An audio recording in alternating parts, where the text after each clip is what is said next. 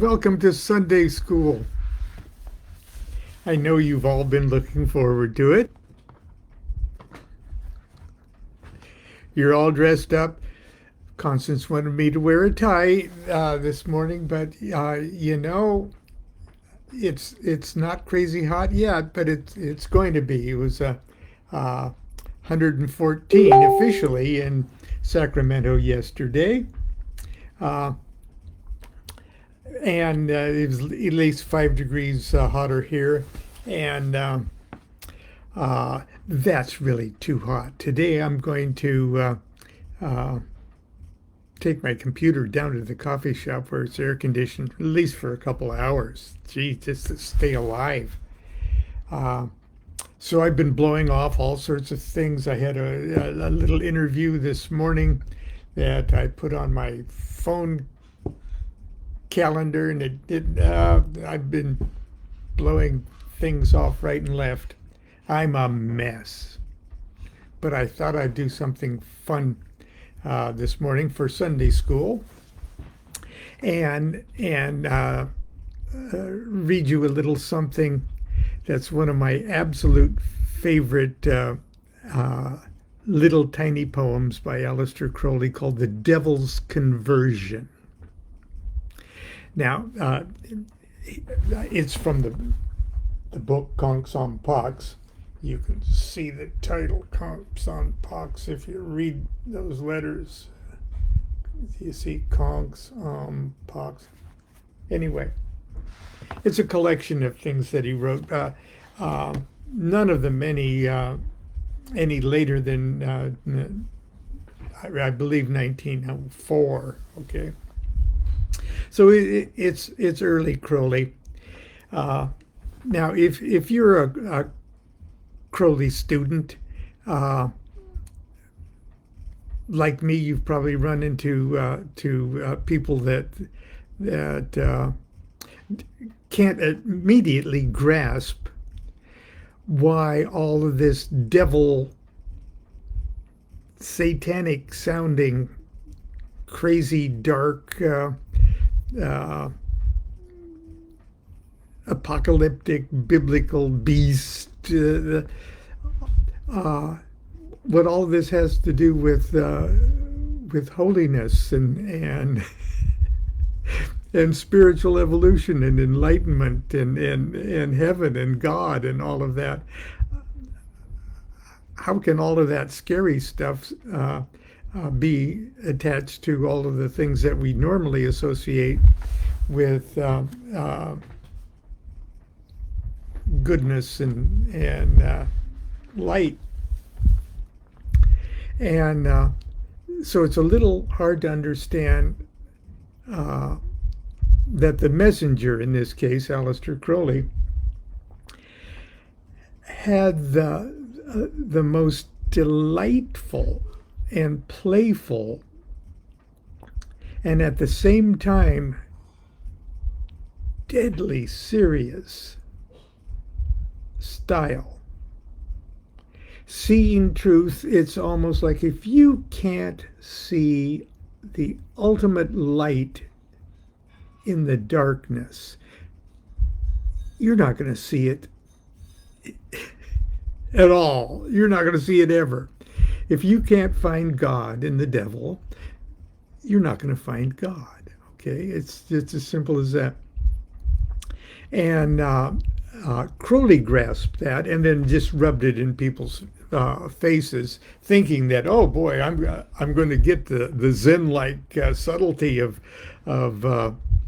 this, and obviously nobody did, or very few people did, and those that did just delighted in it.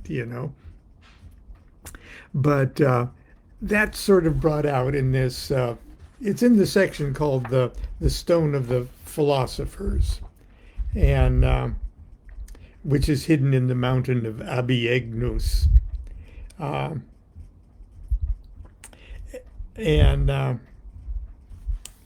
the whole thing starts off with a little epigraph from Macon, One day when I was all alone, I found a wondrous little stone. It lay forgotten on the road, far from the ways of man's abode. When on this stone mine eyes did cast, I saw my treasure found at last. O stone so red and rare and wise, O fragment of far paradise. Okay. But here's a poem. Now imagine the devil appearing to the Sphinx. Okay. And it's a conversation between the Sphinx, the riddling, wise Sphinx. It's a conversation between them. And the Sphinx is going to convert the devil. And Sphinx in this case is the Sphinx and the devil are both Crowley. Okay.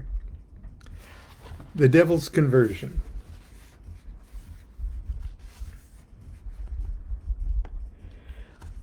I see you nights among the winds, the devil walking widdershins.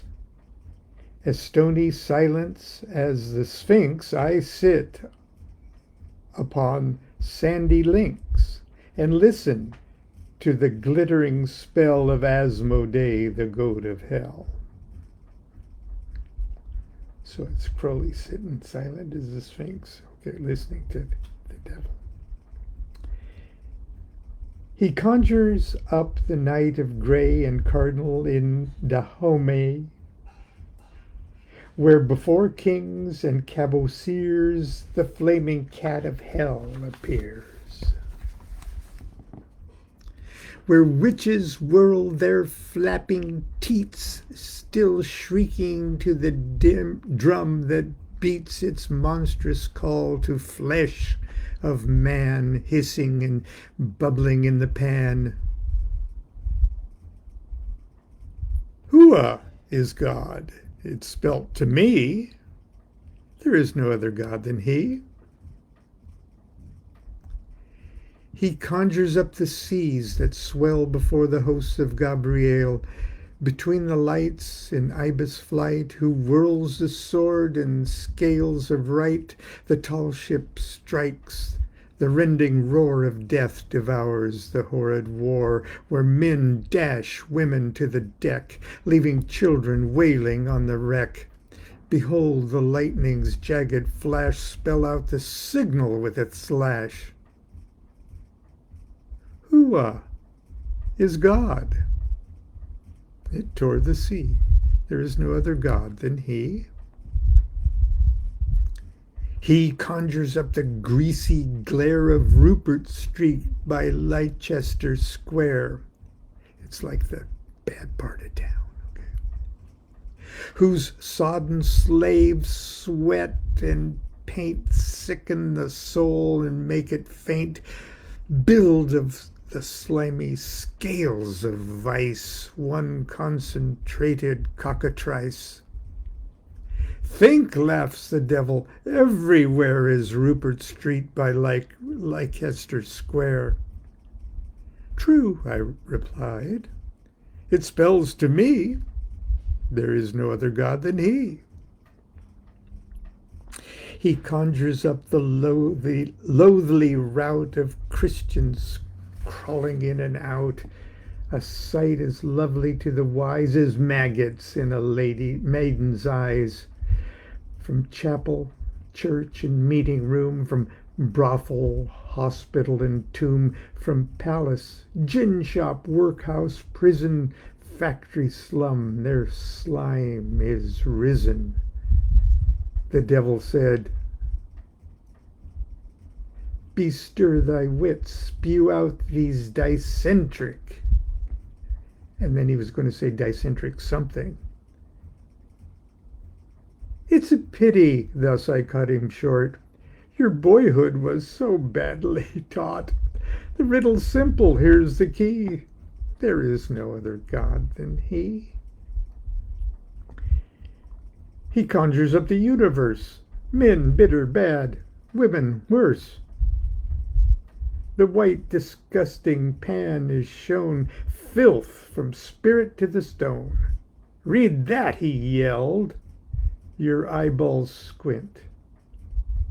But that it is surely plain as print. It is, I said, for all to see. There is no other God than he. And now the devil strides and spins most furiously widdershins. He causes 2 deceitful moons to dance upon the driving dunes. If all's illusion, gentle youth, all is the enemy of truth. Where are you now, my worthy friend? I answered, take it to the end. I do not think you prove it quite, that truth and lies are opposite. But upon this we can agree, there is no other God than he. He wrote in flame upon the grass, this person is a perfect ass. He vanished in a cloud of musk. He sent the demons of the dusk to ramp and rage about the links, to tease me, the stony sphinx. I smiled. I bent them to my will. I set them dancing Diasil, and singing with seraphic glee, there is no other God than he. The devil saw that he had failed. He came back very draggle-tailed, and poised above me in the air, whined, Mr. Sphinx, now is it fair? My business is to rack the bones of saints like you and Mr. Jones. I'm paid to accuse the brethren, sir. I do not blame you, Lucifer. I take my pleasure from your frown because you represent the crown.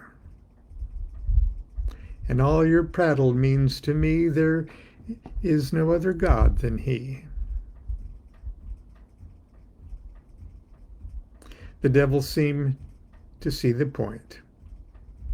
Pleased that I did not say, Aroint, or begone, okay? Pleased that Asmodee I cite brave Lucifer, the Lord of Light, pleased with my Kabbalistic pun, a very clever one. Except all and none became a perfect vessel of the flame. He flipped his crooked and gloomy wing and sware by God, the Holy King, that all his malice should confine itself to this one sin of mine.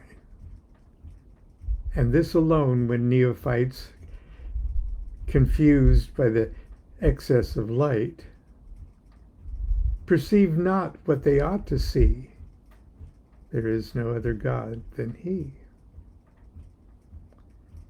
And how the good converted fiend worries those postulants unweaned. Though now he dances Diasil, he pounds them many a purging pill. He cleans them from their piggish food, he brings them to beatitude. Hua is God, quoth Asmodee. There is none other God than he.